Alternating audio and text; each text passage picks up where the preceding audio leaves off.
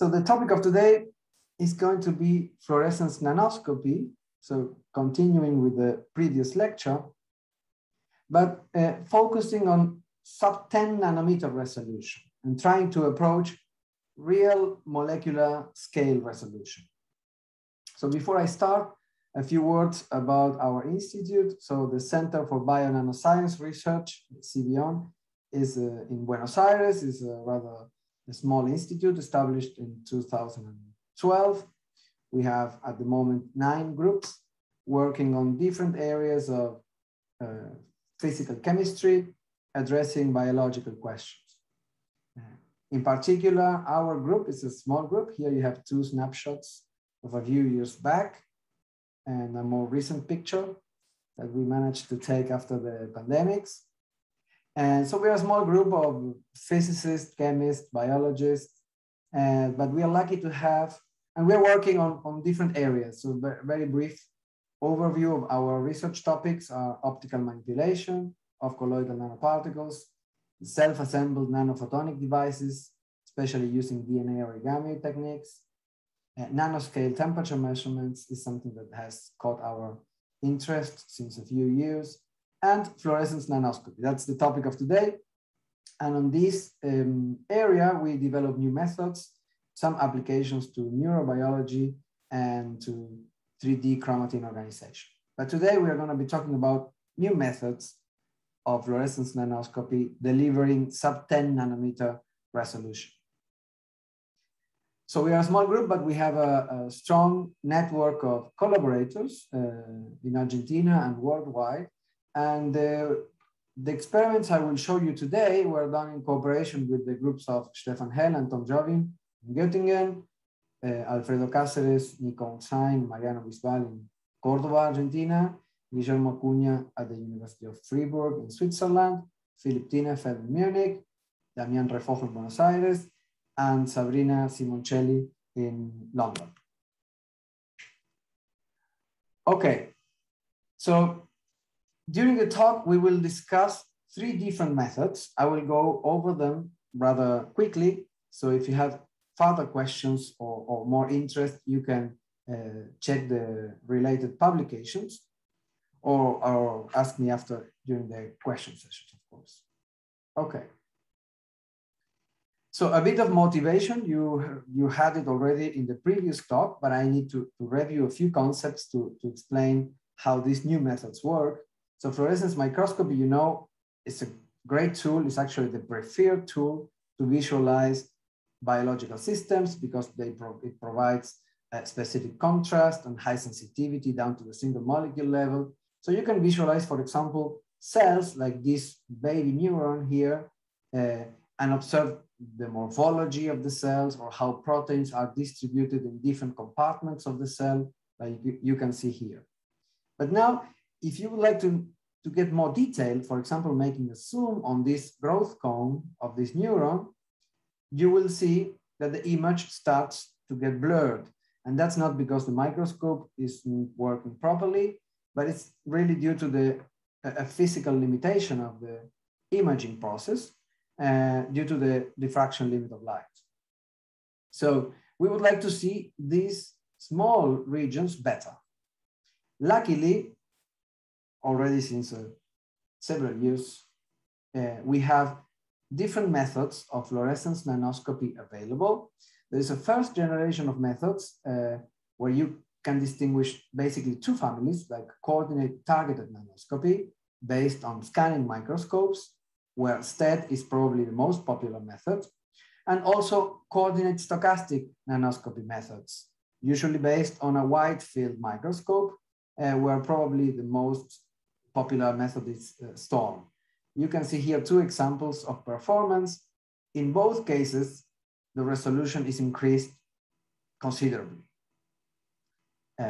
So these methodologies are becoming the new standard as they become more and more widely available, because of course, if you can see more, there's no reason why not to do it.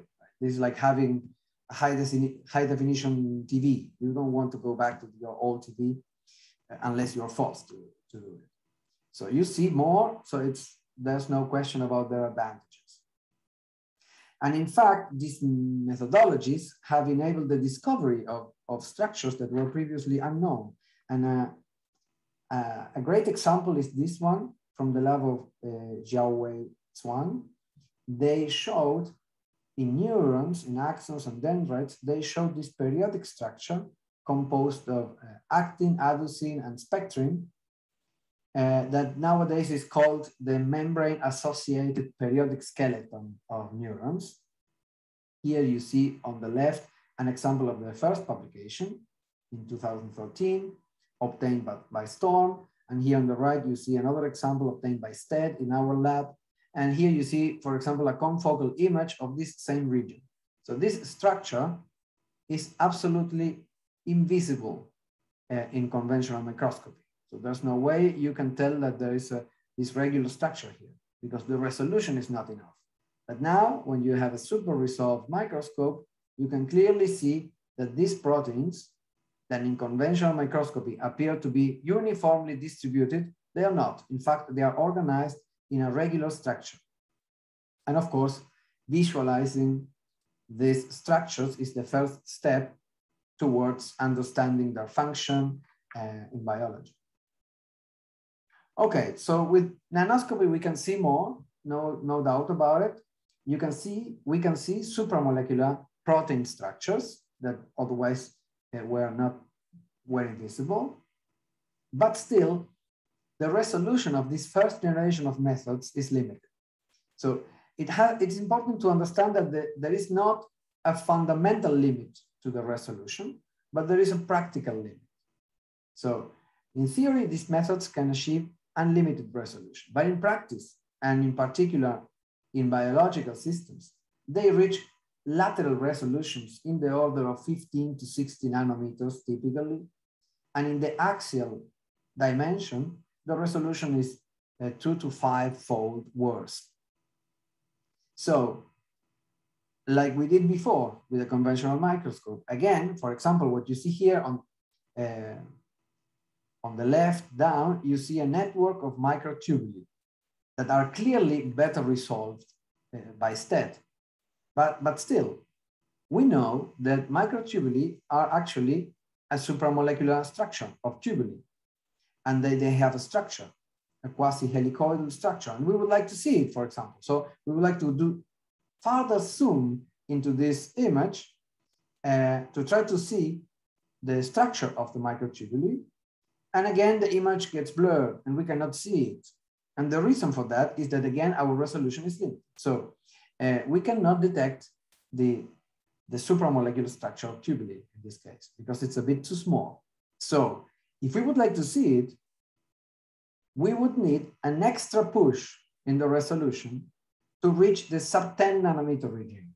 That's the motivation. Why? Because the structural proteins that conform these structures have a size of about 10 nanometers or 5 nanometers. That's the size of structural proteins. So if we can reach the sub-10 nanometer regime in resolution, we will start seeing how these proteins organize really at the molecular scale.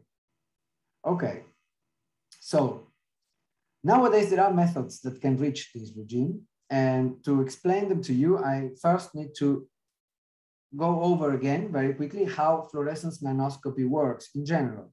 So you heard in the previous lecture that the main underlying mechanism is the on and off switching of fluorophores. That's the key for fluorescence nanoscopy. In the first family of methods, the coordinate stochastic methods, also called single molecule localization microscopy, SMLM, one uses a uniform illumination. So we illuminate our sample with uniform intensity. There is no information on the illumination in these methods. And then how do they work? Imagine you have these molecules here organized in this smiley face, like here. And we illuminate them, and they all emit fluorescence at the same time. If the distance between these fluorophores is smaller than the diffraction limit, then a diffraction limited image would look like this, just like a big blob of signal, where it's impossible to tell where each fluorophore is. But now imagine we can switch them off. We can switch them all off. And then in a subsequent instant in time, some of them, just a few of them, can be switched on.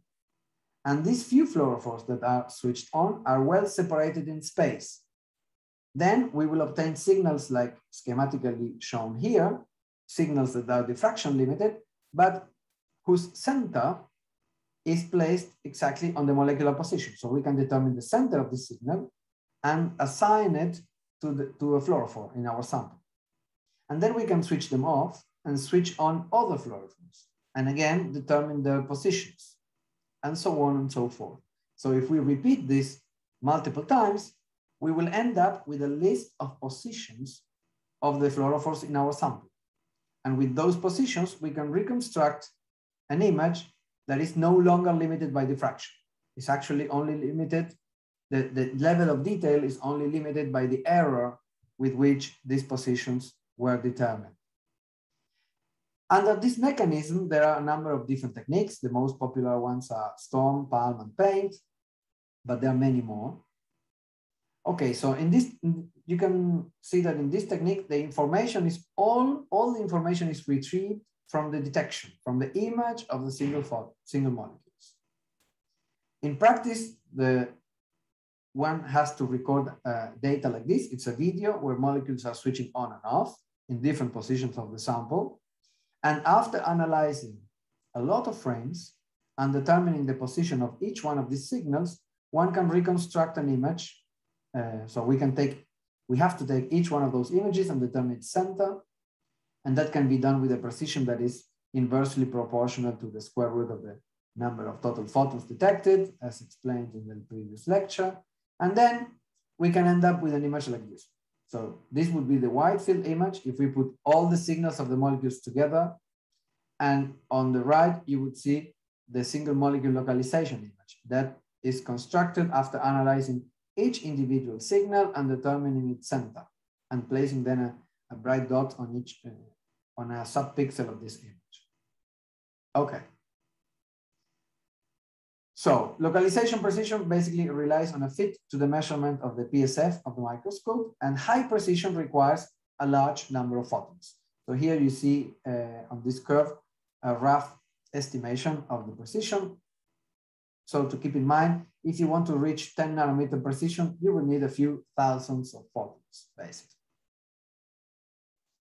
Okay, so that was one family of techniques. The second family is a directed family of techniques, or coordinate targeted nanoscopy. So in this case, again, we will switch on and off fluorophores, but in a different way. So imagine you have now this line of fluorophores, and the distance between them is again shorter than the diffraction limit. So if we illuminate them with a focused laser beam, it would look like that, more or less. And if we record this fluorescent signal from them, we will obtain this kind of signal. Rather continuous signal, we cannot tell where each molecule is. Now imagine that we have some methods, some mechanism to suppress fluorescence emission with light. If such a mechanism exists, then we can overlap with the excitation focus another focus of light, but in this case, instead of having a maximum at the center, it has a minimum in the center, and it has a maximum in the periphery. And this light, now schematically shown here in red, is suppressing fluorescence emission. Then, if we scan these two foci over the sample, we will record a signal that extends over smaller regions of space, because it cannot, the molecules on the periphery of the excitation focus cannot emit fluorescence. And if we can do this more dramatically, eventually we will start distinguishing the positions of each individual molecule. In other words, our resolution is improving and improving as we increase the laser intensity of the suppressing beam or depleting beam. Again, under this common mechanism, there are a number of techniques that have been developed, and the most popular one is stimulated emission microscopy, or STED microscopy, but there are many others. Here you see an example a conventional confocal microscopy of two proteins on the surface of this parasite. And on the right, you see a super resolved image obtained by STED. And of course, the amount of information you obtain is considerably higher. Important to know about this family of methods is that in this case, it's kind of the opposite as before. Here, all the information is injected into the problem by the illumination.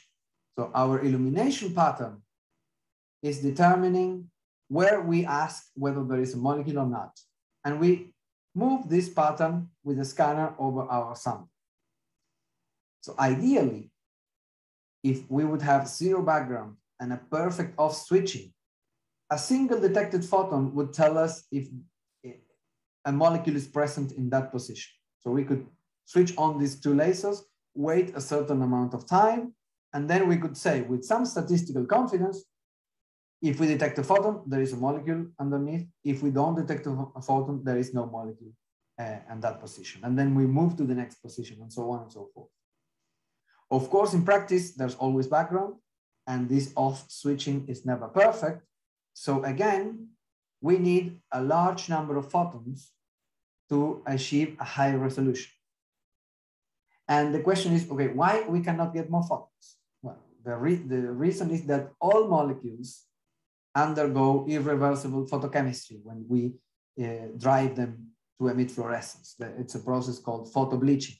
So this photobleaching, this irreversible photochemistry, is what really limits the resolution achievable with these methods. So there are basically, under these conditions, there are basically two types of solutions. So the one solution is get more photons. So find a way to get more photons. And this has been done. A great example of that is DNA paint, where the same position of the sample is interrogated with multiple fluorophores over time. So basically there is no limit anymore on the photons you can use. And the other solution is get more information from the few photons you have. So, and there are also ways to do that. And that's the topic of our lecture today. I will show you different ways to obtain more information using the few photons that one molecule can give. Okay, so the first way of doing that is with a new concept that we recently kind of grouped under one umbrella called single molecule localization with sequential structured illumination. This is basically combining the best of the two previous families. So we will use single molecule localization, but we will also use a structured illumination to inject information into the problem. The first implementation of such an imaging technique was MinFlux a few years back, but now we will show you a common framework. I will start with that to show you that many other methods that have been published in the past, for example, for single molecule tracking, not for imaging, but for single molecule tracking, can be used under the same, can be understood under the same framework, and that enables us to think of actually new implementations in a very simple way. So orbital tracking, for example, was one of the first methods to track single molecules using structured illumination.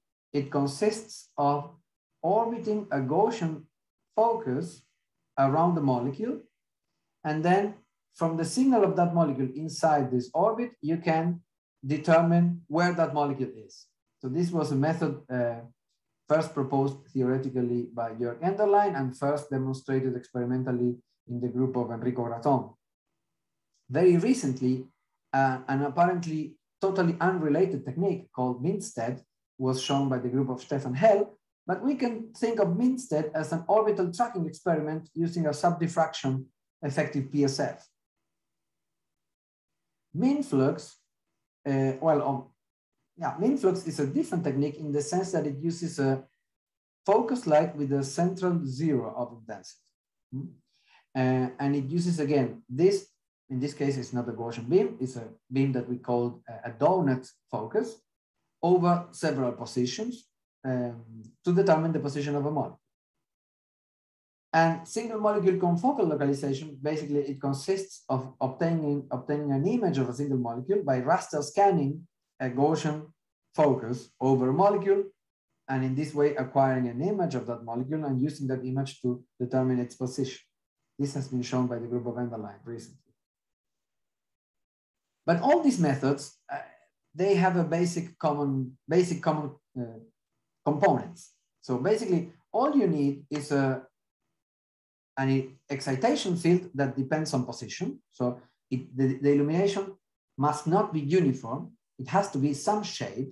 It could be a Gaussian, it could be a donut, it could be something else, but the intensity has to depend on position. That's the key component. And then we need to shift that illumination over different positions of the sample, and we have to record the intensity of a molecule on those different exposures to the excitation field. And by doing that, we will record a different number of fluorescence photons. So if we have K exposures, for example, the excitation field, we will record K number of photons here, N1, N2, N3, Nk, number of photons, each one to the different exposure. And from this set of detected photon numbers, we can calculate what is the most probable position for that molecule. And to do that, we use the maximum likelihood estimation process that is a standard, and it's basically computing the multinomial probability of this different photon detected photon numbers, considering that fluorescence is linear with the excitation field, which is normal, usual conditions. Okay, so that's all you need.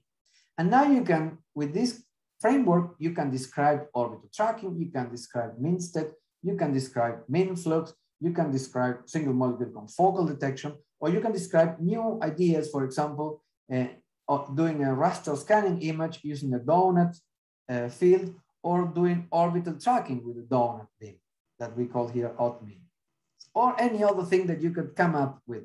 You can describe it with this framework, and this is useful to compare the different methods in a fair way and see which one is more efficient in different aspects. Here you see, for example, a calculation of, for orbital tracking. Orbital tracking using a Gaussian beam has a characteristic that it has an optimum radius for the orbits. That is roughly half of the full width half maximum of the excitation width. So you can, if you use a smaller radius, the method becomes worse. And if you use a larger one, the method becomes worse again. So there's an optimum radius. And here you see results for such a orbit. And you can see that in this case, it's using 500 photons. You can get very high precisions in the order of 10 to 12 nanometers inside the orbit. Here you see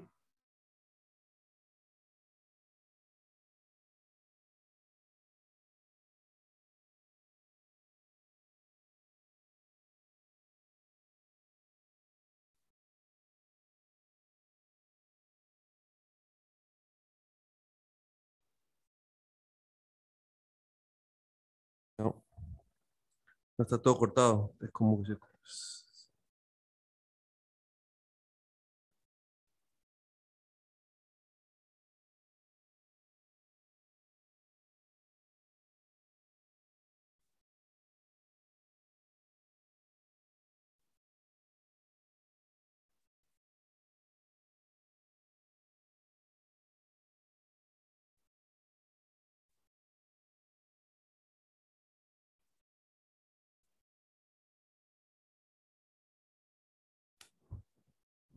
Hi, Fernando, can you hear us? Hi, can you hear me now? Yes, we had like we got se cortó. Yes. Something happened. Yeah. Okay. I'm gonna share a screen again. Great. Sorry. Okay. No problem. Short break so everybody wakes up. All right, so orbital tracking can be described by this formalism. The same happens with orbital tracking using a minimum of light, which is very interesting because now there is no limit, there is no optimum radius. You can make it as small as you want. And as you make it smaller, you will find that your precision becomes better and better using the same number of photons. Mean flux is a interesting configuration because it's kind of the minimum raster scanning configuration, because you have like 3 exposures that define an orbit and 1 exposure in the center that is like is used to probe the inner part of the orbit. So it's a smaller image you can think of. And it's very efficient. It's actually one of the most efficient. And this one, we found it particularly interesting because it's raster scanning a minimum of light. And you see that the localization precision here on this map is really, really good over a large area on that raster of minimum. Okay, so here you see a comparison of all the methods. And what we could learn doing this is that all methods using a minimum of light, like mean flux, rast min, odd min, these are the blue and light blue curves here, are better than the methods using a maximum of light, considerably better. The red curve here is Minstead, which is also very good, but of course is using a sub-diffraction effective PSF. All the other methods are using diffraction limited foci and are therefore much easier to implement. Okay, so here you see an example of mean flux in practice. So you need to have a donut-shaped focus and switch its position between these 4 positions and record the fluorescence emitted by a molecule. And in each position, you will record a different number of photons from which you can determine the molecular position. So here you see, well, what you see here is a comparison of the localization precision of mean flux in comparison to ideal cameras or cameras with very high signal to background ratios. And you see mean flux is always better, but you also see what I told you before, that when you use minimal of light, you can reduce your field of view to make it as small as you want, and the precision becomes better and better. For example, here the blue curve is mean flux using a field of view of 150 nanometers. And you see that, for example, with 500 photons, you get a localization precision of 3 nanometers. If that's not enough, you can reduce the field of view, for example, to 50 nanometers. And then your localization precision is about 1 nanometer, using the same number of photons. So for a given photon budget, you can become increasingly better in the localization by making the field of view smaller and smaller. So you can use mean flux or any other methods of this kind to do nanoscopy in a small area by combining it with single molecule blinking, or you can do nanometer tracking inside this small area by following a molecule position in time, or you can do tracking over larger distances if you have ways to recenter periodically your excitation pattern, okay? Here you see an example of mean flux to obtain nanoscopic images. Here we used as a calibration standard a DNA origami structure where fluorophores were organized at distances of about 10 nanometers or even shorter, 6 to 3 nanometers. And you can see that mean flux can clearly resolve them.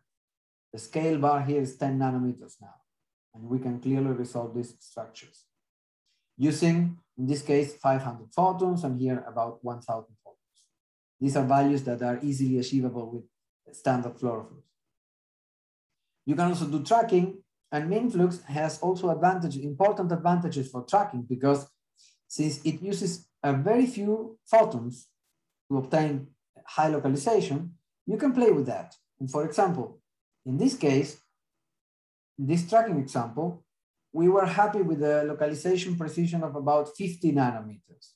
Not so great, but it's really a good localization precision for tracking. But the point is that 50 nanometer precision with mean flux, you can obtain it using only 9 photons. So detecting 9 photons, you can get this localization precision. And detecting 9 photons, it's also very fast. You don't need too much time to collect 9 photons. So we could get 50 nanometer localization precision with 125 microseconds time resolution. So in tracking is always important, this interplay between time and spatial resolution, right? So here you see, this is useful, for example, to obtain a diffusion coefficient of these proteins at video rate. What you see here is a diffusion coefficient with a 35 millisecond sliding average. So you can see with video rate how this protein is diffused with a certain speed, then they get stuck in some position, and of course you know where they got stuck, then they start diffusing faster, then they get stuck again, and so on and so forth. This kind of data is not possible to obtain with a camera-based tracking, for example. More recently, we showed a new implementation of MinFlux that is called pulsed MinFlux or P-MinFlux, and it uses pulsed interleaved excitation to do the same localization scheme, but in this case, we do it very, very fast. We do it at the repetition rate of the laser at megahertz. So this is the fastest way of doing MinFlux, and at the same time, it gives you access to lifetime information. So I will show you an example next. Before, I want to tell you that all this implementation of MinFlux is open source, written in Python, and you can get it from the GitHub of our group if you're interested in. And here you see examples. Again, we use the DNA origami to test the performance of the methods. And here you see an image now with a 5 nanometer scale bar here. And at the same time, you can obtain lifetime because it comes for free on these methods. So I think this is one of the few, or probably the only super resolution technique that provides clean access to the lifetime, because here we are not modifying the lifetime of the molecules, and we can therefore use it to detect changes in lifetime and ascribe them to changes in the environment or molecular conformations, etc. Or here you see another example using a dynamic DNA origami to test the lifetime and time resolution performance of pulsed MinFlux. Well, and even more recently, we implemented this RustMin method, which is a related method to MinFlux because it uses also a minimum of excitation light, but it's much easier to implement because you can implement it on any confocal microscope, because all you have to do is to obtain a raster scanning image of a molecule. And basically you need to do this twice. You need to do it once to obtain a reference measurement. This measurement, you can do it many times and average it, and in order to obtain a very precise measurement of your PSF. And then you can perform a single molecule measurement, which is of course a low signal to background ratio and a lower and with higher noise. But using the information from the reference measurement and the positions, you can obtain the position of that molecule with high precision, comparable and even a bit better than MinFlux. Here you see examples of performance. This is localizing a molecule with only 250 photons. The localization error is 3 nanometers. With 1,000 photons, the localization error is already 1.4 nanometers. And with 2,000 photons, the localization error is 1 nanometer. And here you see an image of a DNA origami with distances between molecules of 20 and 15 nanometers, which are fully resolved. Okay.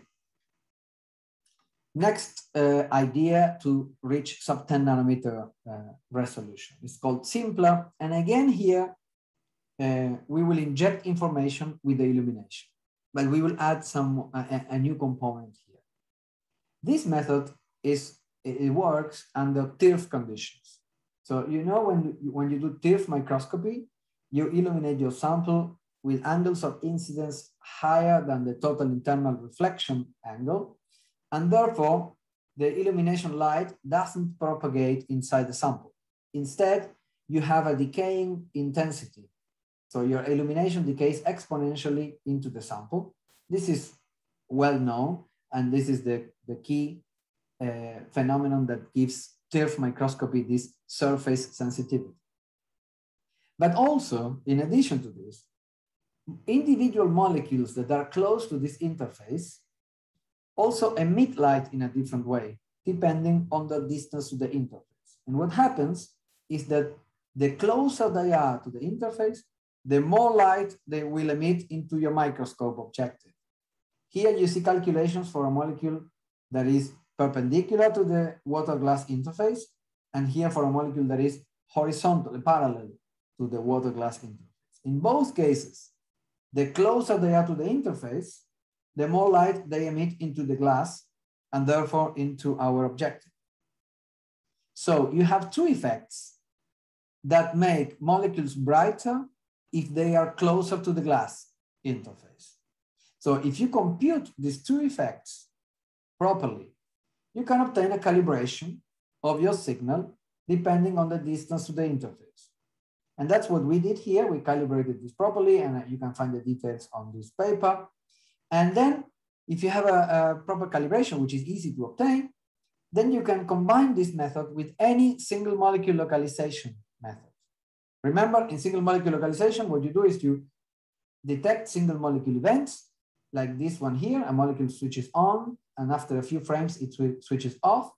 And from these signals, you determine the position, the center position of this signal, remember? And that you collect it to produce a super resolved image. So what you have to do now is, on top of that, in addition, you have to take the frames where the molecule was fully active, fully emitting the whole time, like this, in this case, frame number 3 and frame number 4, and then you can compute the average intensity of the molecule. And from that average intensity, usually represented by a number of photons, and you can determine the axial position set. It's very simple, and it works very nicely. You can see here an example of performance. Here you see microtubuli in 2D, super resolved, but now applying simpler, we can obtain cross sections of the microtubuli, like these 4 examples you can see here. And these structures are very small. They have a diameter of 40 nanometers. And we can clearly resolve their cross-section in the axial direction. Okay, again, if you're interested, you can find an open source Python software to implement simpler in your lab. It's actually not hard. You can download it from our GitHub.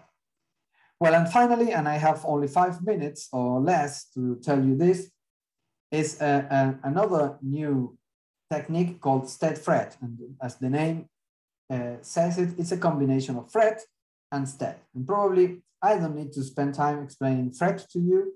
It's first of resonance energy transfer. It's a widely used phenomenon to study molecular interactions and molecular environments using fluorescence signals. So it's widely used. There are numerous protocols to implement fret imaging, but of course, diffraction limited fret imaging has limitations because we are only obtaining an average information over many fret pairs inside a large volume, and also so that we don't know exactly where those interactions are taking place. So it's interesting to try to obtain a super resolved fret pipeline. And we have achieved this using stead. The setup consists basically of a 2-color stead microscope, nothing more. And all you need is, okay, here is the examples using DNA origami. I have to go quickly over this. We can clearly resolve the 2 fret modules that we built on this DNA origami. And we can also see them performing dynamic fret, and we can super resolve each one of the fret modules. So then all you need is a pipeline to compute fret signals from stead images. And we have done that using a formalism developed by Tom Jobin and Ellie Harris a few years back. It's an intensity-based fret measurement that is suitable for stead images. So the only extra care you have to take is that since we are not averaging, like in diffraction limited fret, you will find variations, local variations of concentrations of donor and acceptor molecules, because the volume we are interrogating is smaller and smaller. And therefore, you will have fluctuations of apparent fret signals simply because maybe we have fewer donor molecules or fewer acceptor molecules. And you need to take that into account. We can do that by performing a control measurement. That is this histogram here. This is the control measurement of a sample with no fret. And you see that we detect values that are non-zero, of course, due to these fluctuations. But in a sample where fret is occurring, you see here in blue, the distribution of fret values is very different. And in confocal, these two are very well separated. But in state fret, these two are not totally separated because, as I said, the diffraction, the detection volume is very small. And therefore, there might be random fluctuations that give you an apparent fret signal. So you need to put a threshold that statistically will have some false negatives and some false positives, but you can compute that with your control measurements, and putting that threshold properly, you can know that you will only consider positive fret signals in diffraction limited volumes. And this is what we did here using the membrane associated skeleton of neurons as example, and we could detect molecular interactions in subdiffraction regions of the sample. And this is something that it's impossible to obtain by super resolution alone or by fret measurements alone. You need to combine the two. Okay, with that, I finish. And of course, I understand that not everything was totally clear. So if you have any questions, I'm happy to answer them now.